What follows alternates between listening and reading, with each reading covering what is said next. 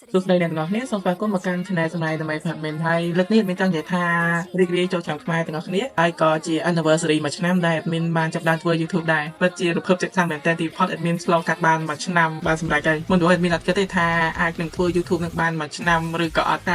យើងបានជួបគ្នាមួយឆ្នាំហើយពិតជាអរគុណមែនទែនសម្រាប់ការគ្រប់គ្រងរបស់អ្នកទាំងអស់គ្នាកន្លងមករយៈពេលមួយឆ្នាំនេះទោះបីជា admin អត់ទាន់បានទទួល monetize ក៏ដោយតែ admin នឹងព្យាយាមដើម្បីទទួលយក monetize ពី YouTube ឲ្យតទៅបានចាំមើលទៅតែ admin ចង់បញ្ជាក់តិចវីដេអូនេះបង្កើតឡើងជាពិសេសសម្រាប់អ្នកដេកផ្ទះក្នុងថ្ងៃចូលឆ្នាំខ្មែរដោយ admin មិនសម្រាប់អ្នកដើរលេងទេប្រាប់ហើយអ្នកដើរលេងហាមចូលមើលចាំចូលឆ្នាំខ្មែរហើយចាំមើលទៅបាត់ទៅដើរលេងអស់ចិត្តហើយចាំចូលមើលអត់មានផងដើរលេងបដើមើលបដើហើយឥឡូវដើម្បីកុំឲ្យខាតពេលយូរពួកយើងចូលមកសាច់រឿងភាគទី6នៃរឿងកញ្ញា Angel ឡប់ប៉ះកម្រោះ Letter ឬ The Foolish Angel ដែល with the Devil ពីផាត់ឲ្យឈ្មោះត្រូវហើយចូលមកដល់ភាគ6ទៅឲ្យឈ្មោះត្រូវឥឡូវយើងចូលសាច់រឿងរបស់យើងម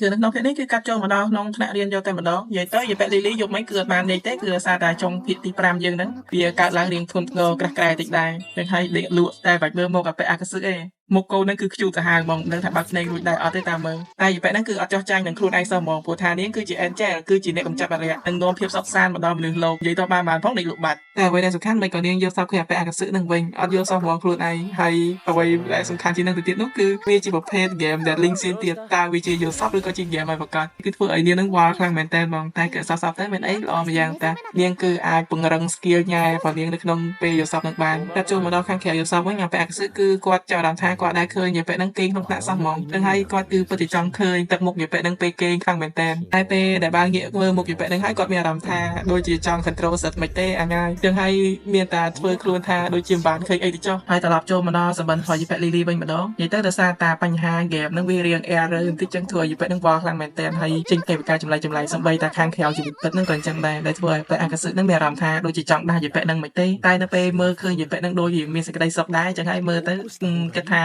ចាំមើលតាមស្ថានភាពសិនចឹងដោយសារតាសបិនផលយាយប៉ែលីលីរៀងវល់ខ្លាំងពេកក៏មានអន្តរាយច្រើនទេដឹងត្រឹមថាសបិនចុងក្រោយបំផុតនោះគឺប៉ែអាកាសឹកត្រូវបានស្លាប់ហើយយាយប៉ែនឹងគឺខូចចិត្តយ៉ាងខ្លាំងហើយប៉ែអាកាសឹកគឺបានដាស់នាងដោយសារតែមើលទៅយាយប៉ែនឹងដូចជាអសួរសោះហ្មងសម្បីតាយាយប៉ែយឺកាក៏បារម្ភពីយាយប៉ែលីលីដែរថាបើសិនជានាងអសួរខ្លួនមិនអាចចូលបន្ទប់នៅសិនបានតែដោយសារតាសបិនមិញនឹងវារៀងស្ដែងដែរធ្វើឲ្យយាយប៉ែលីលីនឹងខូចចិត្តអត់ទាន់បាត់ទេដែលធ្វើឲ្យយាយប៉ែយឺកានឹងបានដៃមកប៉ែអាកាសឹកទៀតដែរថាធ្វើឲ្យយាយប៉ែលីលីយំទីផុតយាយប៉ែលីលីចូលបន្ទប់នោះបានសម្រេចហើយបន្ទាប់ពីគេងមកស្ទុះក្រោយមករៀងមានអារម្មណ៍ថាធូរស្បើយតិចតែនាងគឺអត់យល់សោះហ្មងថាមិនក៏នាងរៀងវល់ខ្លាំងម៉េចថ្ងៃហ្នឹងតែស្របពេលដែលកំពុងតែលងលយនោះគឺមានសម្លេងអ្នកខ្លះបានបន្លឺឡើងមកដែលធ្វើឲ្យនាងភ្ញាក់ជាខ្លាំងតែម្ដងរកតែគ្នាតារាម៉ានតិចអីមិនបានញ៉ាប់ទៅចូលមកប៉ែអាកាសឹកនេះនិយាយទៅគាត់គឺអត់បាននិយាយថាគាត់បារម្ភចំពោះនាងទេតែគាត់និយាយថាយាយប៉ែយឺកាហ្នឹងគឺបានបារម្ភចំពោះនាងដែរហើយគាត់សុំខ្លួនចូលទៅជួបនាងតែនៅពេលដែលគាត់បើកណែនចូលមកខ្វាក់នោះគឺនឹងនិយាយអីបើកាត់កូនហ្នឹងតែគាត់គឺបែរជាគិតថានាងប្រហែលជាកំពុងតែគេងហើយតែបើមើលទៅកាន់យាយប៉ែ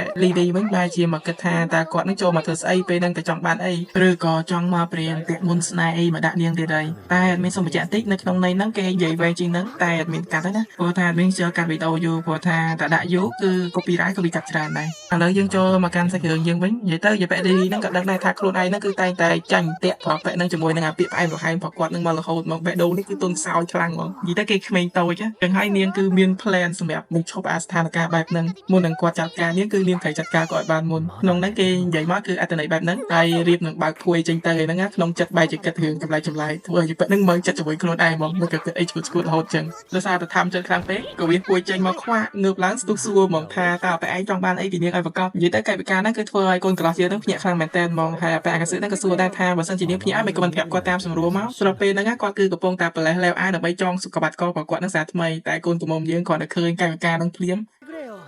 ខ្លួនពួយវិញចិត្តហ្មងដោយសារតែនាងយល់ច្បាស់ណាស់ប្រកាសជាអញ្ចឹងតែម្ដងគឺអប៉ែនឹងមានកម្រងចង់ធ្វើស៊ីនាងនៅពេលដែលនាងនឹងកំពុងតែគេងតែនាងគឺអត់សុខចិត្តចោះចាញ់ធំហ្នឹងឯងនាងគឺមិនមែនជាប្រភេទដែលចោះចាញ់ដោយមិនបានប្រយោជន៍ទេហើយស្របពេលហ្នឹងច្បាស់ជាច្រើនខ្សែបានស្ទុះចេញមកចាប់អប៉ែអាកាសឹកព្រាមតែម្ដងមិនត្រឹមតែប៉ុណ្្នឹងឯងនៅពេលដែលលើកូនក្លោះយើងសួរថាចង់ធ្វើអីហ្នឹងនាងគឺបាននិយាយឡើងទៅនងហ្មងថាអប៉ែឯងសើចធំហើយគិតអីក្នុងខ្លួនគិតថានាងអត់ដឹងមិនមែនថាអប៉ែឯងហ្នឹងព្រមមកចាត់ការនាងនៅពេលដែលនាងកំពុងគេងលក់អញ្ចឹងហើយនេះគឺជារង្វាន់សម្រាប់គាត់ដែលនាងប្រកាសចិត្តថាគាត់នឹងឃើញរូបភាពហ្នឹងហើយមិនដឹងថានិយាយអីឲ្យប្រកាសគេស្ញែងតែម្ដងមិនត្រឹមតែយប៉ែហ្នឹងឯងអត់មានប្រកៀងដែរតែអ្វីដែលសំខាន់ណាធ្វើដាក់គេបែបហ្នឹងហើយនៅជាតិឌីកូនកន្លោះគេថារោគចិត្តទៀតនិយាយទៅវាឆ្ងាញ់អាថងហ្នឹងហ្មងបានថាមនុស្សប្រុសយើងចាំតែខុសទេសរសៃក៏ខុសដែរគេអ្នកធ្វើក៏យើងខុសដែរហើយនាងនៅជាតិថាឲ្យទៀតមិនបាច់មកធ្វើខ្លួនជាល្ងងទេនាងដឹងច្បាស់ណាស់ថាអប៉ែហ្នឹងគិតអីហងឲ្យនាងចេះអើយបាននេះគ្រោះថ្នាក់ admin សម្រាប់ល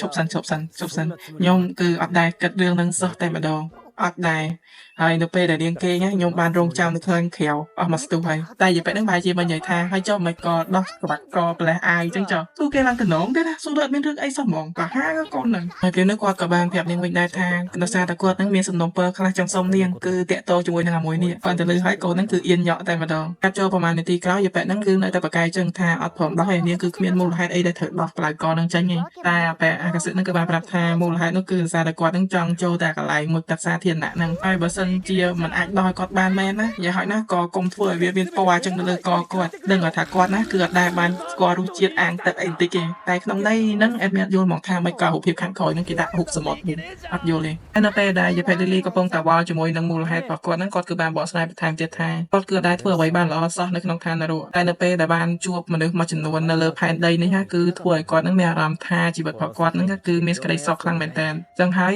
នៅពេលដែលគាត់ធ្វើការគឺគាត់ចង់ផ្ដោតអារម្មណ៍ទៅលើការងាររបស់គាត់ហើយគាត់ក៏ចង់រីករាយជាមួយនឹងអ្វីដែលនៅជុំវិញខ្លួនរបស់គាត់ហ្នឹងឲ្យបានច្រើនបំផុតតាមដែលធ្វើទៅបានវាគឺអត់ដូចនៅក្នុងឋាននរកទេពិភពលោកមួយនេះគឺស្រស់ស្អាតខ្លាំងមែនទែនតែបើនិយាយទៅទេវតាដូចជាពួកនាងផែជាអត់យល់ទេព្រោះថាពួកនាងគឺរស់នៅក្នុងពិភពលោកមួយដ៏ស្រស់ស្អាតពីសម្ដីប្រមាណម៉ាត់របស់គាត់ហ្នឹងគឺចាក់ដោតដល់យេប៉េលីលីនឹងខ្លាំងមែនទែនតែម្ដងតែជាមួយនឹងកាយវិការរបស់យេប៉េហ្នឹងគឺធ្វើឲ្យគាត់ហ្នឹងបារម្ភខាងមកថាគាត់បាននិយាយអីខុសមែនហើយប្រកាសណាស់យេប៉េហ្នឹងប្រកាសជាសាច់ចំអកគាត់ជាមុខខាងតែវាគឺផ្ទុយស្រឡះនៅពេលដែលនាងនិយាយថានាងគឺយល់ហើយស្របពេលហ្នឹងលងលយតបានផងហ្នឹងយេប៉េហ្នឹងចាប់ផ្ដើមភ្ញាក់ខ្លួនទៀតហើយមិននិយាយថានាងគឺគ្រាន់តែចង់និយាយថាដោយសារតែការបកស្រាយរបស់គាត់ហ្នឹងគឺធ្វើឲ្យនាងអត់មានជំរឿអីផ្សេងក្រៅពីហ្នឹងហើយកុំបារម្ភនាងនឹងចាត់ការវាហ្នឹងឲ្យបានល្អហើយគាត់ហ្នឹងគឺអាចធ្វើអ្វីដែលគាត់ចង់ធ្វើបានតាមពិតទៅយេប៉េហ្នឹងក៏មានបានដោះបលាកហ្នឹងឯងគ្រាន់តែនាងរៀបចំបលាកហ្នឹងទុកដាក់សាថ្មីតែប៉ុណ្ណោះហើយពេលអាកសិហ្នឹងគឺមិនចាំធ្វើអីទេអង្គុយឲ្យតែស្ងៀមមកកន្លែងទៅក៏បានហើយត្រប់ពេលដែលយេប៉េហ្នឹងកំពុងរៀបចំពិធីក្នុងការដោះបលាកហ្នឹងណាច្បាប់ជាច្រើនគឺបានផុសចេញមកដែលធ្វើឲ្យយេប៉េហ្នឹងចម្លែកចិត្តខ្លាំងហ្មងតែអ្នកដែលភ័យបំផុតហ្នឹងគឺអាកសិ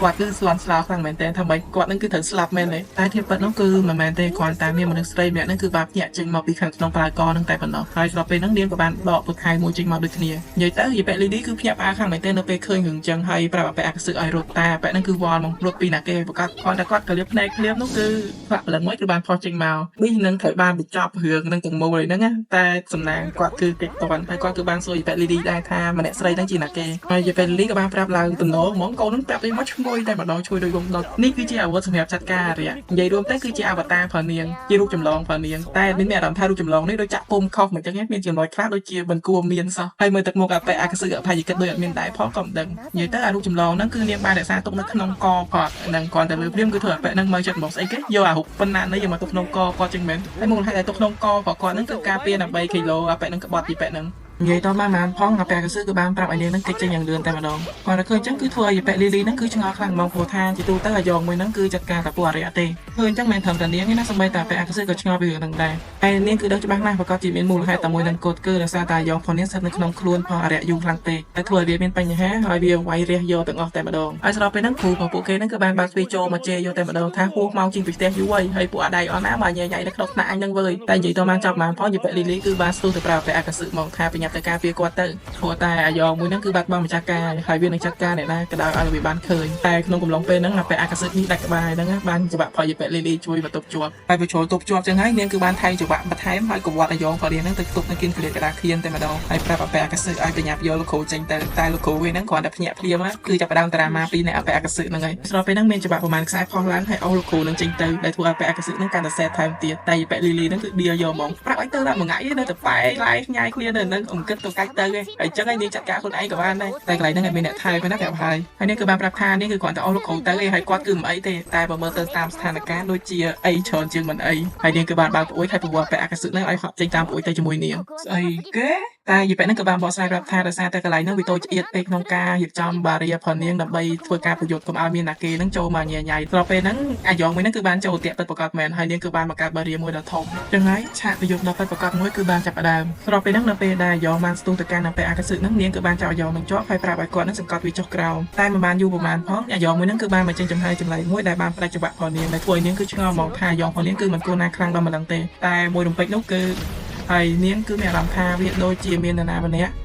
ស្នាមមួយនោះ ជាមួយនឹងការភាំងផងនាងមិនបាញ់មិញហ្នឹងគឺធ្វើឲ្យអពាកសិហ្នឹងភ័យខ្លាចខ្លាំងមែនតើថាយ៉ងមួយហ្នឹងប្រហែលជាចាត់ការនាងបានហើយគាត់គឺបានស្ទុះទៅចាត់ការយ៉ងហ្នឹងដល់លឿនតែម្ដងតែតន់បានផលយ៉ងហ្នឹងគឺធាក់គាត់ទៅជើងទៀតទៅវិញបាទប៉ុន្តែយប៉លីលីហ្នឹងគឺនៅភ័យតន់បានទេបន្ទាប់ពីឃើញស្នាមមួយហ្នឹងដែលធ្វើឲ្យនាងហ្នឹងគឺបានធ្វើតែសម្លឹងមើលអាយ៉ងហ្នឹងកាន់អាវុធស្ដារមកកាន់នាងតែធ្វើឲ្យនាងហ្នឹងគឺបានលើសំឡេងប្រាប់តែអពាកសិប្រាប់ឲ្យនាងរត់ទេតែចុងក្រោយគាត់នៅតែបានចិត្តឲ្យស្ទុះទៅជួយនាងជាមួយនឹងការជួយមួយហ្នឹងគឺធ្វើឲ្យយប៉លីលីហ្នឹងភ្ញាក់ស្មារតីវិញហើយបន្ទាប់ពីលើការដាស់តឿនរបស់អពាកសិហើយហ្នឹងពួកគេក៏បានចូលរួមគ្នាក្នុងការប្រយុទ្ធវិញដោយអពាកសិគឺចូលទៅចាត់ការយប៉នឹងដោយផ្ទាល់តែម្ដងហើយយប៉លីលីគឺជាអ្នកចាត់ការពីចម្ងាយស្របពេលដែលអពាកសិកំពុងតែចេញប្រយុទ្ធហ្នឹងយប៉លីលីគឺកំពុងតែមើលងាយខ្លួនឯងថាតានាងនឹងកំពុងតែធ្វើអីហើយមិនក៏គ្រាន់តែឃើញស្នាមប៉ុណ្្នឹងសោះក៏ធ្វើឲ្យនាងនឹងកៀងដើរទៅណាលេងរួចចឹងហើយនាងគឺមិនគួរណាចោះចាញ់ត្រឹមតែប៉ុណ្្នឹងឯងស្របពេលហ្នឹងនៅពេលដែលអពាកសិថាត្រូវធ្វើអីបន្តទៀតនាងគឺបានប្រាប់ថានាងគឺមាន plan ហើយនាងគឺដឹងច្បាស់ថាអាយ៉ងរបស់នាងគឺកំពុងតែត្រូវអ្នកផ្សេងបជាតែ plan ហ្នឹងបែបម៉េចគឺគេអាចបាននិយាយប្រាប់ពួកយើងទេគ្រាន់តែឲ្យពួកយើងដឹងថាអពាកសិគឺបារម្ភអំពីយប៉លីលីថាប្រកាសអត់ថានាងធ្វើបានតែនាងគឺបានបកស្រាយថា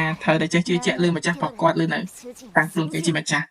ជារិញស្របពេលហ្នឹងអពាកសិគឺបានហក់ចូលទៅវាយដីដែលធ្វើឲ្យមានអាប់ជាខ្លាំងតែម្ដងគាត់គឺដឹងថាយប៉ហ្នឹងលឿនតែជំរឿបើសិនជាមើលមិនឃើញគាត់ជំរឿវាយ៉ាងម៉េចជំរឿតែជាអក្សរនោះគឺមកបថៅដាច់ស្មាតែចំណែកដែរអក្សរមួយហ្នឹងគឺបានចាប់បថៅចុះហើយអក្សរមួយទៀតគឺបានហត់ចេញមកនិយាយទៅគាត់គឺអត់នឹកស្មានថាយប៉ហ្នឹងងាយចាញ់មកដល់មិនដឹងទេបន្ទាប់ពីរងរទះជើងមួយហ្នឹងហើយអពាកសិគឺបានស្ដាយខៅយប៉លីលីចុះមកនៅពេលដែលចុះមកហ្នឹងយប៉លីលីហ្នឹងគឺមានគោលម្ដងក្នុងការប៉ះចំមកកន្លែងស្នាមហ្នឹងដើម្បីទទួលបានភាពជាម្ចាស់នៃអាយ៉ងហ្នឹងត្រឡប់មកវិញតែគ្រាន់តែប៉ះភ្លាមពោះប្រមាណក្បាលគឺបានលេចមុខចេញមកហើយនាងក៏បានដឹងពីរឿងហ្នឹងតែគ្រាន់តែទាញពោះនឹងចេញទៅគឺចាប់ព្រឹងហើយនៅពេលដែលទាញចេញមកហ្នឹងគឺមានស្ថានភាពគួរខ្លាចតិចតួចដែរតែពេលដែលទាញហើយអាយ៉ងមួយហ្នឹងគឺបានរលាយចូលទៅវិញទីបំផុតគឺអស់បញ្ហាហើយតែបញ្ហាលើកនេះមកអស់ដៃអស់ជើងហ្មងតែចប់ហើយមូលហេតុនោះគឺដោយសារតាបលាយកហ្នឹងនៅមាន effect ចំពោះគាត់ហើយធ្វើឲ្យគាត់ហ្នឹងគឺអាចបញ្ចេញធម៌ពលពេញប្រកបបានតែយ៉ាងហោចណាស់យីប៉ហ្នឹងគឺបានអរគុណគាត់ដែលធ្វើឲ្យគាត់ហ្នឹងភ្ញាក់ផ្អើលយ៉ាងខ្លាំងតែម្ដងហើយគាត់គឺបានសួរបញ្ជាក់ទៀតថាចុះអាយ៉ងហ្នឹងតិចលោមកចូលនៅក្នុងកគាត់វិញទៅតែយីប៉ហ្នឹងប្រាប់គាត់ថាកុំបារម្ភអីនាងគឺបានយកវាទៅទុកក្នុងខ្លួននាងវិញហើយស្របពេលហ្នឹងនាងគឺបានដួលសន្លប់តែធ្វើឲ្យគាត់ហ្នឹងព្រួយបារម្ភជាខ្លាំងតែម្ដងហើយបារីហ្នឹងក៏បានបាក់បែកទៅជាមួយនាងផងដែរដែលធ្វើឲ្យគាត់ហ្នឹងប្រញាប់យកនាងចេញទៅ